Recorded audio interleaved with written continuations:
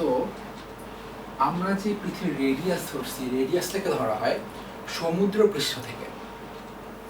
এখন আমাদের এই জি এর ভ্যালু চেঞ্জ হইতে পারে তিনটা কারণে।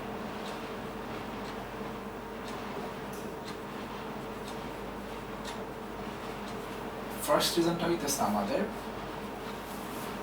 রেডিয়াসের চেঞ্জ বা পৃথিবীর ব্যাসার্ধের চেঞ্জ। তাহলে লিখে দিলাম রেডিয়াস চেঞ্জ, ঠিক আছে। এরপরে হচ্ছে আমাদের পৃথিবী কিন্তু অ্যাকচুয়ালি ঘোরে। তো ঘোরার কারণে কি হইতেছে চিন্তা করে, আমরা দেখছিলাম না যে একটা জিনিসকে তার সাথে বেশি যদি ঘোরাই তাহলে বাইরে থেকে একটা আকর্ষণ থাকে, সো বাইরে ছুটে যেতে চায়। তো পৃথিবী যদি ঘুরতেছে, আমরা কি অবশ্যই দিন চেঞ্জ হইতেছে, তার পৃথিবী তার কেন্দ্র করে ঘুরতেছে, কোন একটা বস্তু পৃথিবী পৃষ্ঠে থাকা বাইরে থেকে ছুটে যাওয়ার একটা ইচ্ছা থাকবে, তাই না? এই যে টেন্ডেন্সিটা, এটা কি হয় রোটেশনের কারণে। তাহলে রোটেশন, ঠিক আছে।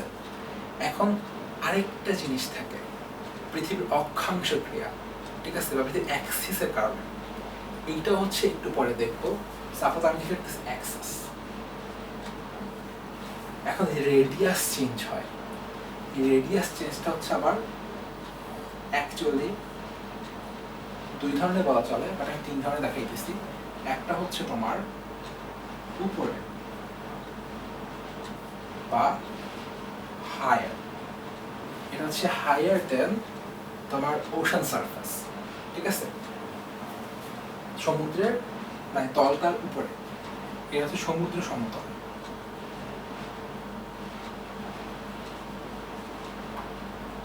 আমাদের এর পরেরটা পার্ট হচ্ছে নিচে বা গভীরে, ঠিক আছে, এটা হচ্ছে ডেপথ। আমাদের এই তিনটার জন্য রোটেশন, অ্যাক্সিস, এগুলো একভাবে ব্যাখ্যা করা যায়। এখন আমরা কি করব, এই যে রেডিয়াস চেঞ্জের জন্য যে চেঞ্জগুলো হয় সেইটাকে দেখব, ঠিক আছে। আসো দেখা যাক, আমরা এই বোর্ডটাকে তিনটা ভাগ ভাগ করে দেব। আমাদের ফার্স্টটা হইতেছে কোনো একটা জায়গায় উপরে চলে আসা, হচ্ছে হাইট। এরপর একটা হইতেছে ডেপথ বা তোমার মিডল লিখতে পারো অথবা সারফেস লিখতে পারো। এরপরটা দেখো ডেপথ। আমাদের তিনটা কেস। সো ফার্স্ট কথা হচ্ছে আমাদের মাউন্টেন্স। কোন একটা জিনিস পাহাড়ের উপরে আছে, লেটস সে তোমার হিমালয় আছে। এখন হিমালয়ের উচ্চতা অনেক অনেক বেশি, সেই ক্ষেত্রে আমরা হিউজ ডিফারেন্স দেখতে পাই। এই জন্য ওগুলোর জন্য আমরা ফর্মুলা বের করি। সো এই হাইটটা আমরা ধরে নিতেছি আপাতত স্মলার। যেমন আমাদের পৃথিবীতে আছে, ঠিক আছে, পৃথিবীর শেয়ারটা হচ্ছে আমাদের আর্ট। আমি যদি এখানে ফুললি দেখাই তাহলে জায়গা থাকবে না। এরপর হচ্ছে সারফেস, পৃথিবীর সারফেসেই আছে, তার জন্য আমরা শুধুমাত্র আর্ট দেখি, ক্যাপিটাল আর পৃথিবীর রেডিয়াস হচ্ছে ডেপথ। ধর আমাদের অ্যাকচুয়ালি এরকম থাকার কথা, আবার কোনো একটা কারণে মারিয়ানা ট্রেঞ্চ শুনছি না, ধর মারিয়ানা ট্রেঞ্চ আছে আমাদের, সেই ক্ষেত্রে কি হবে, সেই ক্ষেত্রে আমরা জি এর হলে কীভাবে চেঞ্জ হবে সেটা দেখবো, ঠিক আছে। সো সবার আগে আসো আমরা এটা দেখি। সো আমরা কি চিন্তা করতেছি, ধরে নাও আমাদের অ্যাকচুয়াল জি যেটা অভিকর্ষজ ত্বরণ বা আমাদের গ্র্যাভিটেশনাল অ্যাক্সিলারেশন, সেই জি এর ভ্যালু হচ্ছে G small M by R square, right?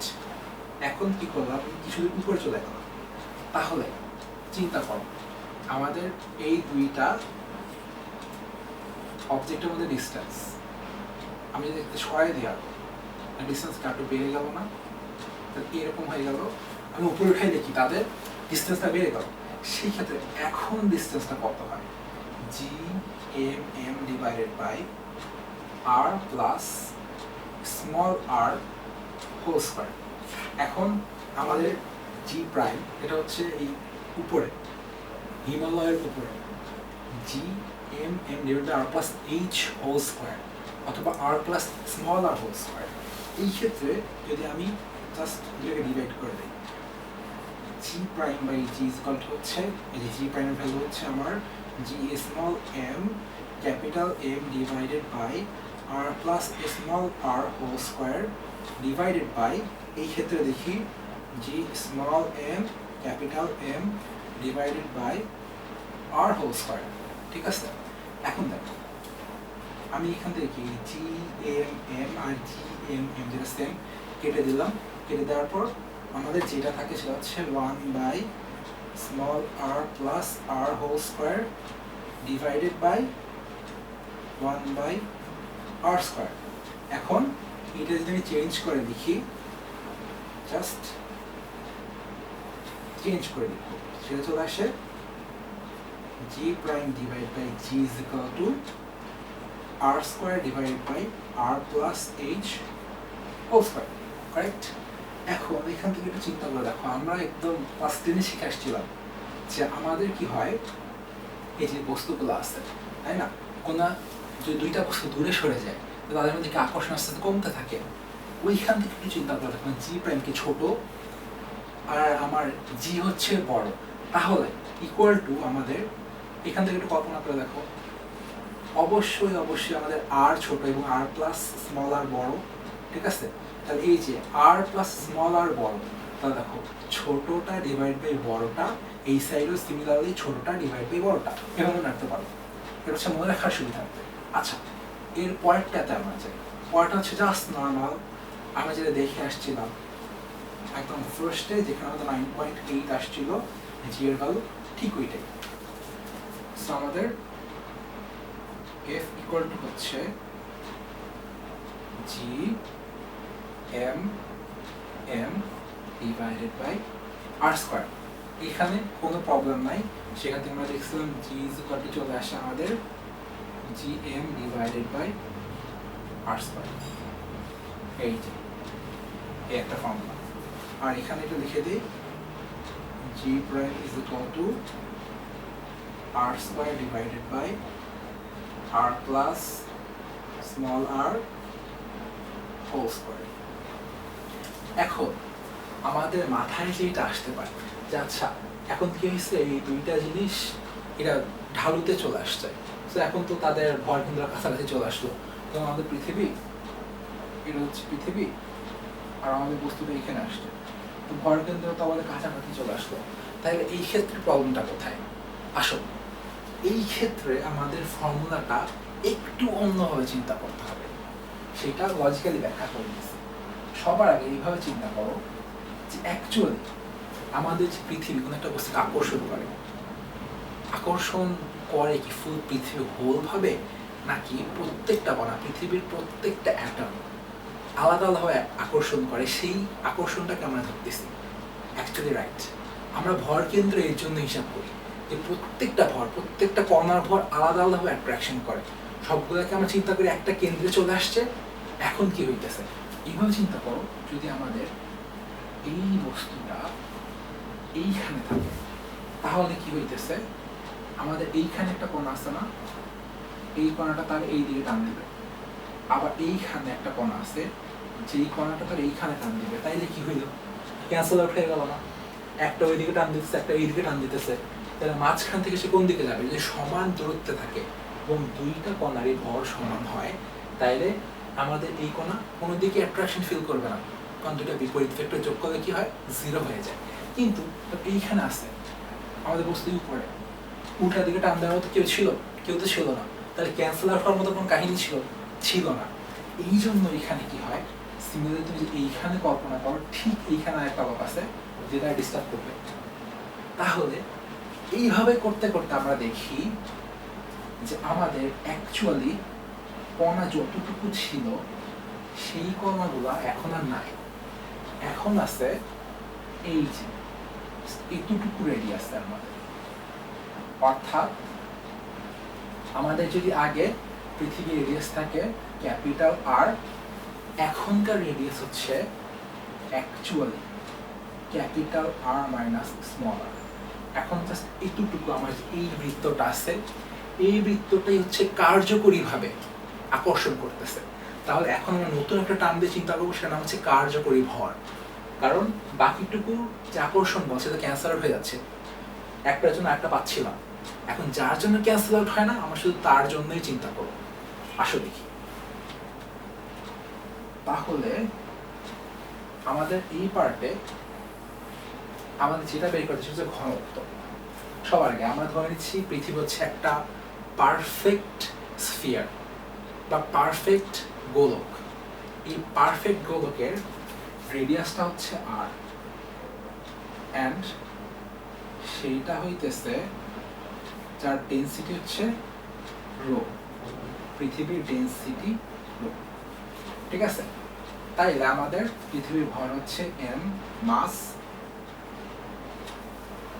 সেখান থেকে আমরা একটু কল্পনা করে আসি যে density equal to what. Density equal to হচ্ছে কোনো একটা জিনিসের একক আয়তনে ভর বা ইউনিট ভলিউমে মাস কতটুকু আছে, তাহলে হচ্ছে ডেনসিটি ইকুয়াল টু m/v। আমাদের এইটার ডেনসিটি কত চিন্তা করে দেখো, 4, এর ডেনসিটি হচ্ছে রো এন্ড মাস হচ্ছে আমাদের m।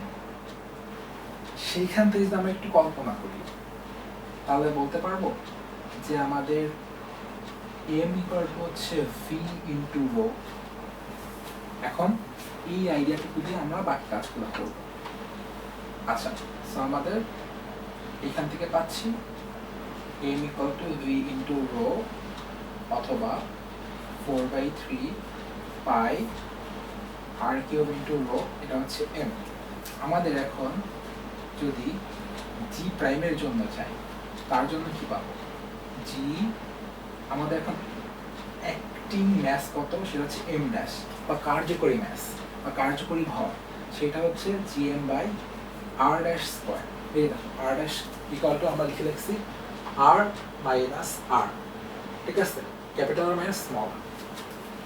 সো এই r dash square g is equal to কি পাইছিলাম, g এর আমাদের constant m divided by r square. চলো এখান থেকে মুভ করি,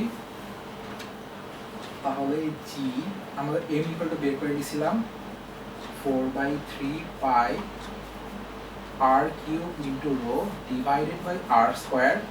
আমার তাহলে শেষ পর্যন্ত চলে আসতেছে g is equal to g 4/3 pi r into rho. ঠিক আছে, এটা হচ্ছে আমার g। এইটা মনে রাখতে হবে, আমার এই ফর্মুলাটা মাঝে মধ্যে চলে আসে পড়ে। আচ্ছা, সাম লাস্ট বার দেখছিলাম যে আমাদের কোনো একটা বস্তু কোনো একটা নিচে ডেপথে আছে, সো এই ডেপথে থাকলে কি হয় এটা দেখার জন্য। ঠিক আছে, সো আমরা দেখছিলাম যে কোনো একটা বস্তু আছে আমাদের একটা ডেপথে। এখন এই যে এইখান থেকে যে ডিসটেন্সটা, এই ডিসটেন্সটা ছিল আমাদের অ্যাকচুয়ালি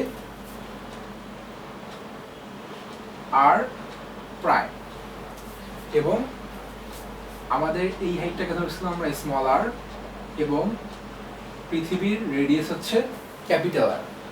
শেষ পর্যন্ত আমরা এখান থেকে একটা ফর্মুলা বের করেছিলাম, সেটা হচ্ছে g is equal to 4/3 pi rho g into r।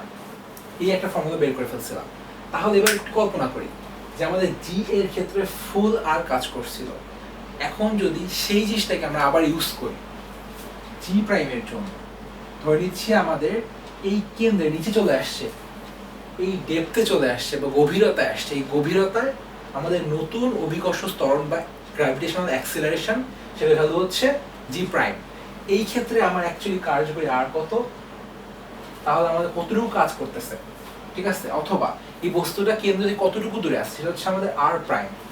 সেই ক্ষেত্রে আমাদের কত হবে, 4/3 pi rho g small r prime. এইটা এখন একটু কল্পনা করবো, এটা হচ্ছে আমাদের 1, এইটা হচ্ছে 2। যদি আমি 2 ডিভাইডেড বাই 1 করে দেই, ঠিক আছে, তাহলে কি আসে, আমাদের আসে g prime divided by g is equal to 4/3 pi rho g r prime divided by 4/3 pi rho g capital R। এখন দেখো এই সবগুলা জিনিস কমন জিনিসগুলোকে কেটে দিলাম, শেষ পর্যন্ত আমার চলে আসে এখানে r prime divided by r। এখন আমরা আগে দেখে আসছি যে আমাদের r প্রাইম ইকুয়াল টু কত ছিল, capital R minus small r, ঠিক আছে? তাহলে সেইখান থেকে আসলে বসাই দিই যে capital R minus small r divided by r। এখন এইটাকে আমরা এখানে বসাবো। So g prime divided by g আসতেছে আমার r minus small r divided by capital R, g prime divided by g is equal to আসতেছে, এখন ডিভাইড করে দিই, দেখো r divided by r minus r divided by capital R, এইটা চলে আসলো 1 মাইনাস r বাই r। এখন যদি আমি g কে এর গুণ করে দিলাম তাহলে g প্রাইম আসতেছে এই হোল জিনিসটা ইনটু আমাদের আগের g, ঠিক আছে? এইখান থেকে আমরা দেখতে পারতেছি যে আমাদের গভীরতায় কত আসে, গভীরতা আসতেছে g prime equal to 1 minus r divided by capital R into g। সো আমাদের একটু মাথায় রাখতে হবে এই rটা হচ্ছে আমাদের কত গভীরতায় আছে, ঠিক আছে? তাহলে হচ্ছে আমাদের ফুল আইডিয়াটা ক্লিয়ার হয়ে যাবে। এখন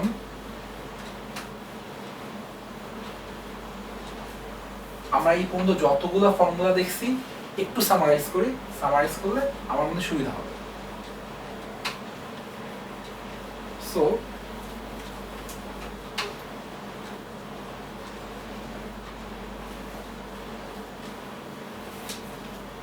এইখান থেকে দেখো আমাদের যখন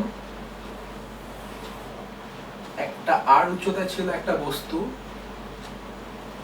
সব ক্ষেত্রে আমাদের পৃথিবীর রেডিয়াস হচ্ছে r এবং ভর হচ্ছে m। সেই ক্ষেত্রে কত ছিল আমাদের g prime equal to r square divided by r plus r whole square into g। এখন যদি আমার এটা ডেপথে চলে আসতো তাহলে আসতো r ডেপথে চলে আসছে, that is small r। So ডেপথের জন্য পাইতেছি g prime equal to 1 minus r minus r divided by capital R into g, ঠিক আছে? তাহলে আমরা একটু কাজ করি, এটাকে বলি gh, এটা হাইটের জন্য হচ্ছে আর এটা ডেপথের জন্য হচ্ছে। সো gh এটা হচ্ছে gd, ওকে? আচ্ছা, এখন আগে যেটা বলেছিলাম যে আমরা যদি খুব বেশি উপরে না থাকি তাহলে কি হবে?